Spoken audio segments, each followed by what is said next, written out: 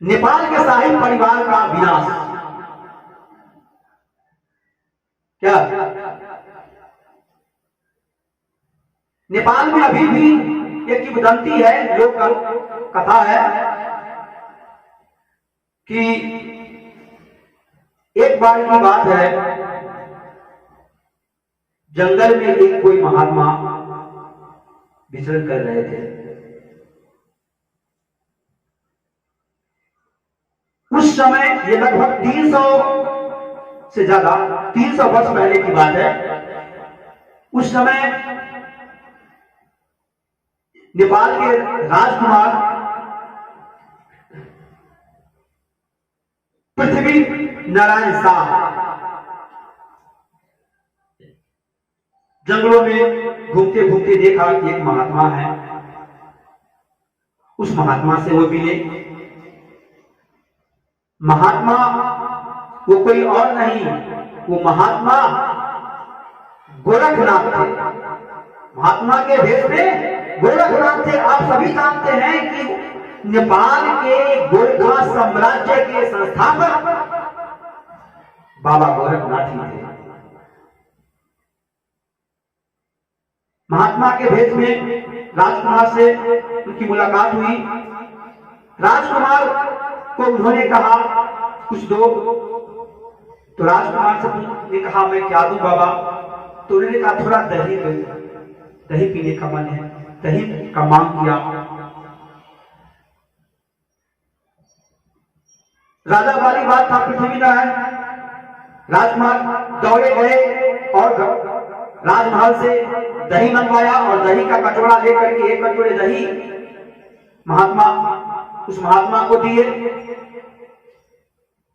महात्मा वो दही ग्रहण कर लिए, ऐसा बताया जाता है। महात्मा उस दही को ग्रहण कर लिए, फिर उस दही को उसी कटोरे में तथावत रख दिए और वापस उस राजकुमार यानी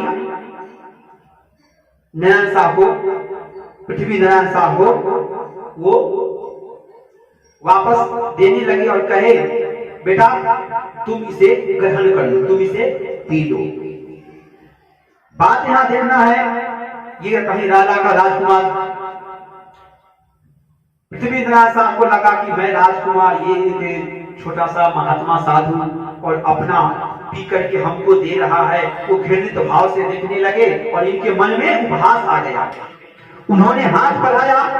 महात्मा ने उन्हें जैसे ही देना चाहा कि पृथ्वी नारायण जी राजकुमार ये अपना हाथ छीप लिए और वो जैसे ही हाथ छीपे कि वो दही का कटोरा जमीन पे गिरा, उनके पैर पे गिरा।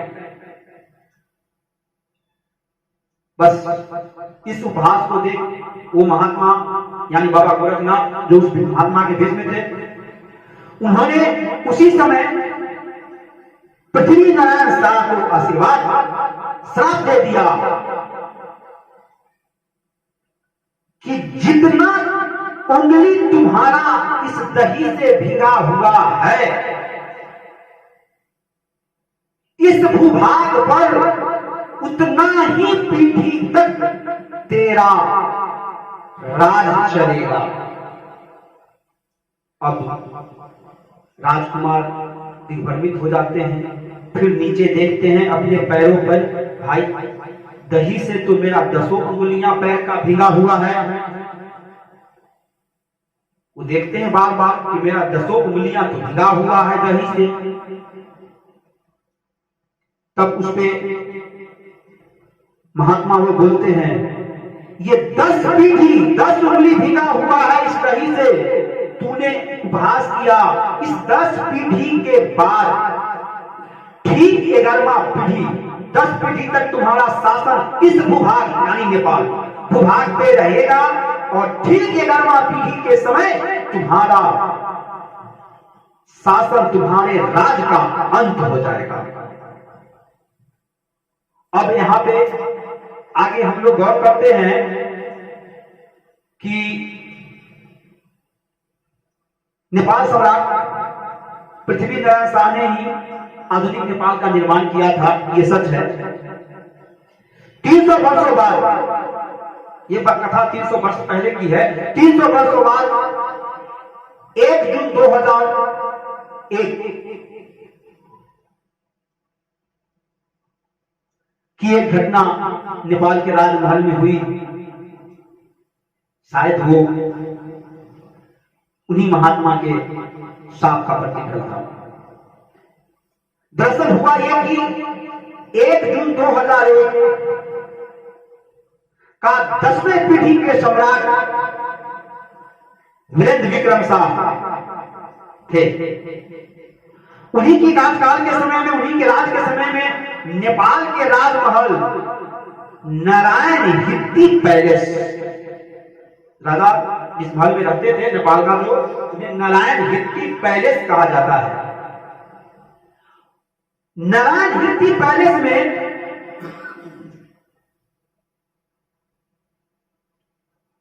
एक रंगारंग उत्सव महोत्सव हो रहा था।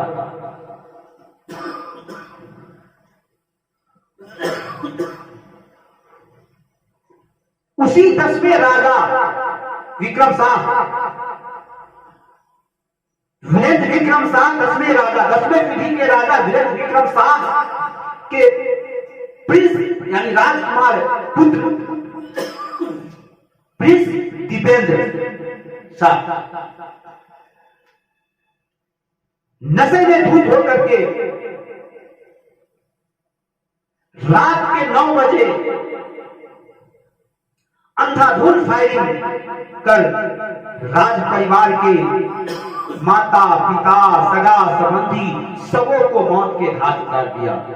आप सभी आदमी इस घटना को जानते होंगे। पल भर में उसने सारे को मौत के घाट उतार दिया। राजा विक्रम शाह मारे गए, उनकी पत्नी मारी गई, सगे संबंधी भाई बहन बहुत सारे मारे गए। सबको दीपेंद्र प्रिंस ने अंधाधुंध फायरिंग कर मौत के घाट उतार दिया था।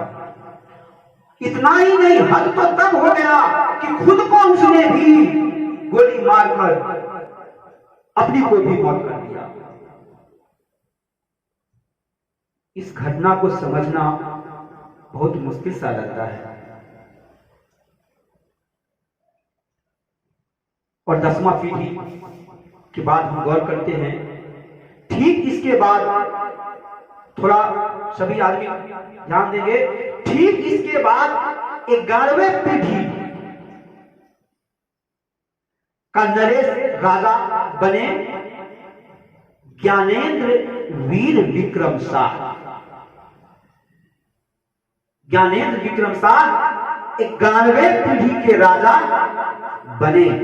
लेकिन आप सभी आदमी जानते होंगे कि 2001 के बाद वहां माओवादी का उफान आ गया